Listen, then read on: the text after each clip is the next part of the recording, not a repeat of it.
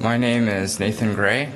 I work at ThinkGeek, and I've been wanting for several years to play around with Plack and PSGI and never really had an opportunity.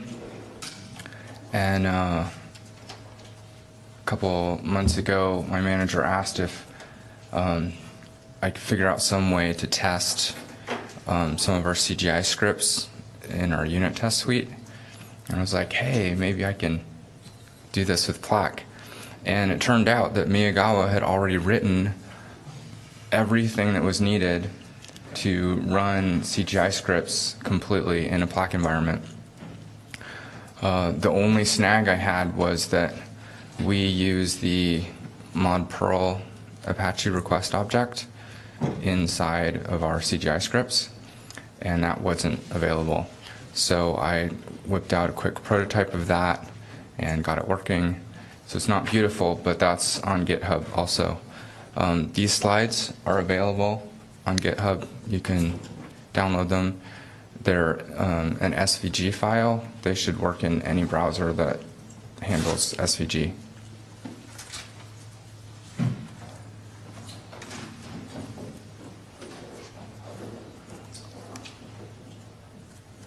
So, in order to understand Plack and PSGI, there's a lot of different components going on. So, we'll try to break it down into smaller pieces, but by the end, hopefully you can understand this diagram.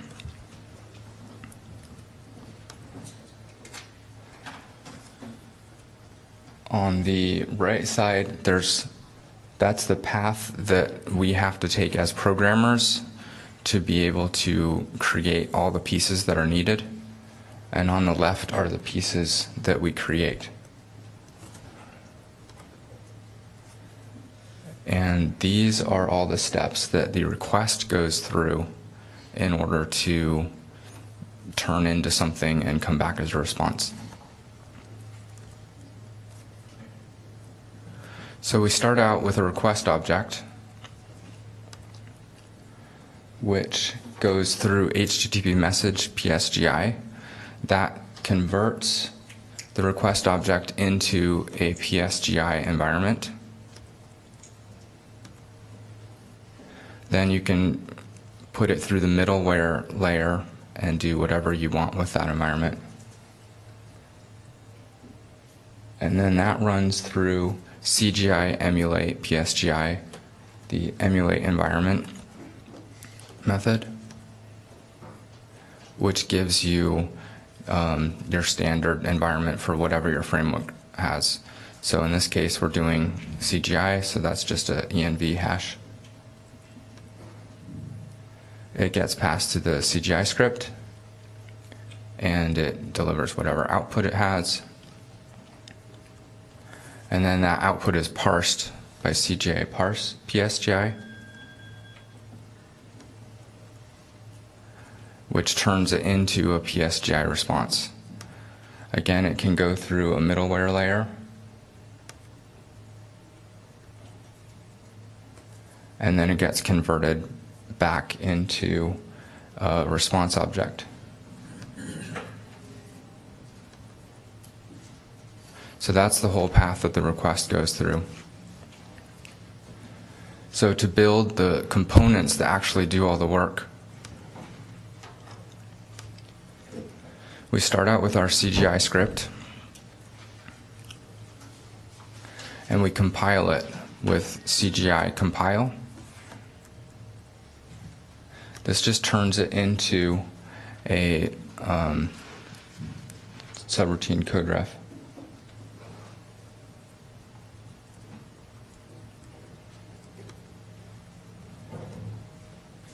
And then we send it through CGI emulate PSGI, the handler method, which creates a Plack app from it, which is also just a code ref.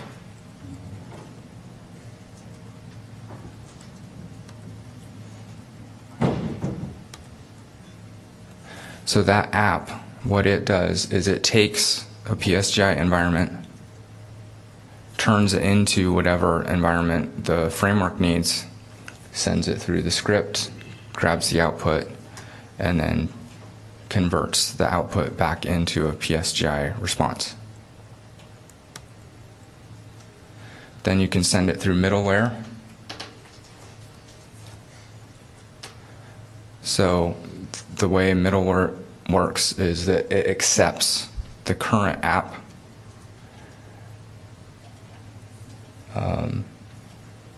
and then you do whatever pre-processing you want, and then you run the app to get the response, and then you do whatever post-processing and return the response. And then that bottom line down at the bottom, that's where you actually say, I want to use this middleware in this stack that I have.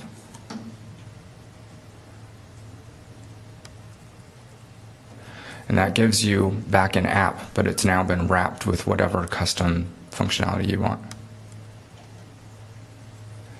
So again, it takes in a PSGI environment and spits out a PSGI environment.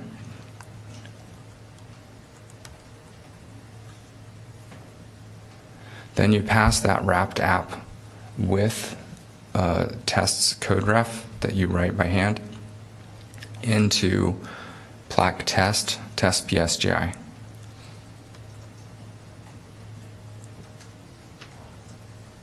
And that's where the work actually happens. Test PSGI acts like your web server, basically. So the test code ref, you write that by hand, and basically all you're doing is creating a request object, sending it off somewhere, and then getting back the response from it and doing whatever tests on your response. Test PSGI does all the work and gives you back your test results. So let's focus on this just a little bit, because test PSGI, that took a couple of days for me to completely understand, because it kind of goes around in circles several times.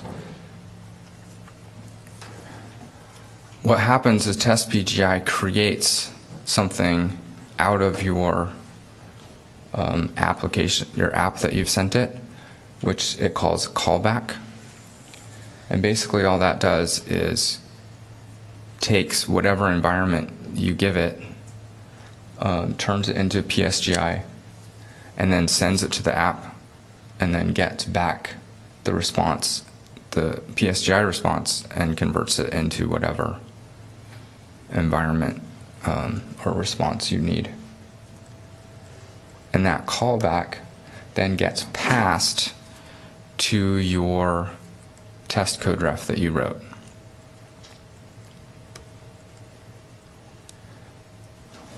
So when you're writing your test code ref, the first thing is you pull in the callback, you create your request object to whatever URL you want. Then you pass your request object to the Plack callback, and it gives you the response, and then you do whatever you want with it. So that's the big picture.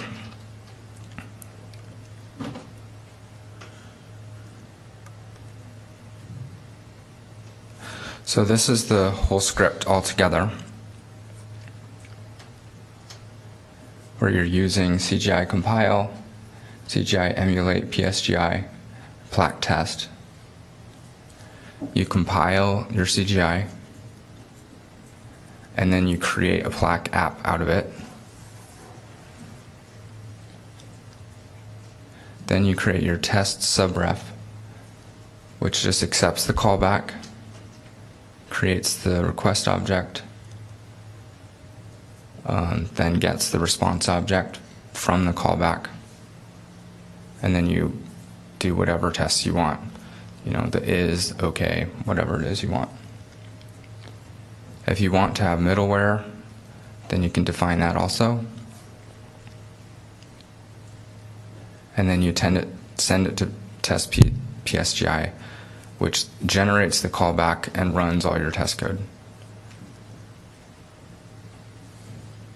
So this should work for any CGI script that doesn't use mod Perl. So that's pretty handy. So for us, we can just stick in, all you have to do is change that, what the path is to the CGI script and run it. You also have to change the whatever tests you're going to run, because those will probably be specific for each CGI. And if you're going to need to use mod Perl at all, have that object available, then you just stick this middleware on. Yes, question? Can you run a bunch of tests for one compile? Yes, you can run as many as you want. In that subref,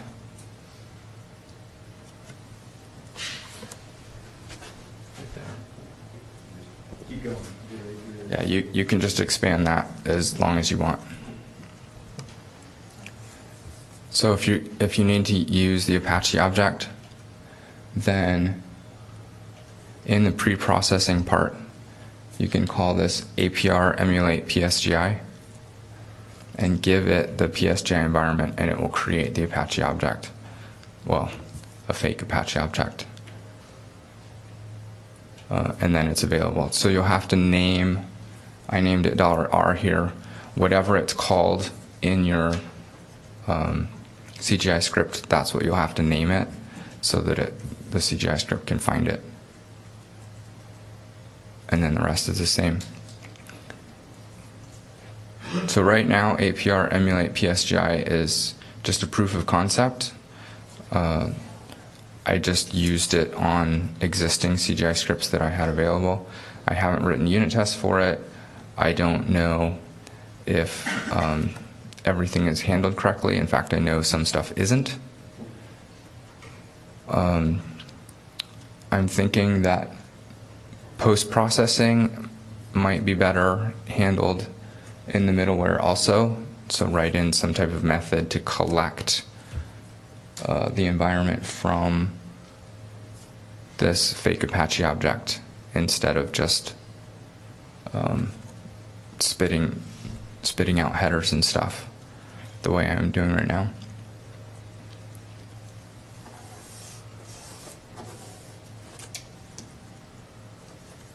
So these slides are available on GitHub, and the module is also available. Again, don't use it right now, but you can look at it, make contributions, suggestions. I'm trying to go a little bit slowly with this module because Miyagawa's done so much work in making sure his namespaces make sense and that all the components are simple and do one thing.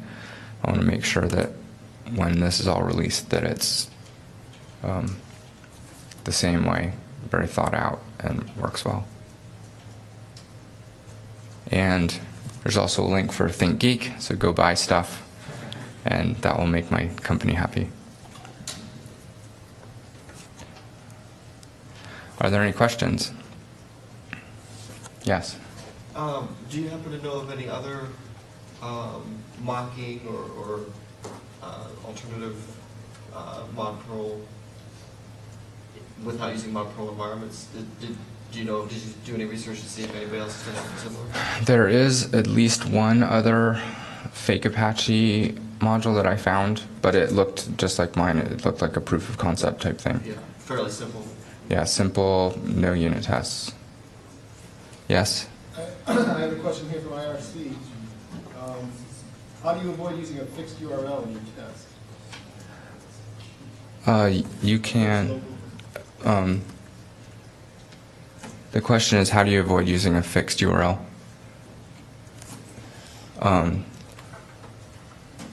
So you can put whatever URL you want here. So for me, when I was doing this, I just set a variable up at the top of the script with the name of the script and also the URL that I want to test. And so you can pass in, the whole URL string with parameters and everything. So I have this part static down at the bottom, and just up at the top of the script I have my two variables, what the name of the file name of the CGI script, and then the path that I actually want to the URL that I want to hit.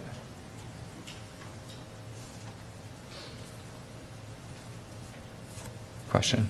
So kind of, sort of along the same line, what if I already have something running at localhost? Like if I go to HTTP, whatever, localhost, it'll be, how does it know, how does that URL map to script.cgi? That's where a little bit of hand waving happens. Whatever URL you hit, it'll go to this CGI because that's the only thing that's been set up in the environment. Okay, awesome. So you can hit whatever URL you want. But if your CGI does different things depending upon how it's being called, then that's where you need to specify what your parameters are or the name of the CGI. Or, Okay, so app, regardless of the URL, app is what gets run? yes, Okay, because that's the only thing that's defined, so that's the only thing that will run. brilliant. Okay, that makes sense. Yes. Question? Have you seen any differences between a live mod Perl and how it behaves versus the test environment? I haven't looked at that enough to know. I just got the proof of concept working, so I don't know. Yeah, that's another reason why I say don't use this module right now, because I have no idea if it really works correctly. I want to look at what the unit tests are available with mod Perl. I don't even know what's available there. And build a test suite for this and do some of that comparison. Yes? So I can definitely see the advantage of this, but what do you think? Can you compare and contrast running like a mod Perl tool chain, test chain versus doing this? For me, this was kind of an academic kind of thing. And it's a nice way, if you have a bunch of unit tests that run automatically, to just have it run. But I definitely would say that if you have tests that actually hit your CGI scripts through your web server, then that's probably a good way to do. I wouldn't get rid of those tests. There's always stuff that happens weird in the real world, so the closer you can get to the real world, the better it is. Yes? How do you handle large responses from your CGI? Are those buffered in memory? I'm not sure how that's handled right now. I know that PSGI, it can either give you the whole response or it can give you, it can stream to you. I'm pretty sure that this CGI implementation, that it just gathers up everything and gives it to you. So if you have huge responses, then yeah, you're going to use more memory.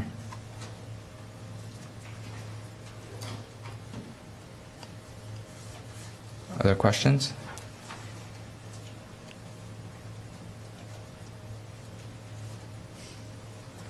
Well, thank you very much for coming.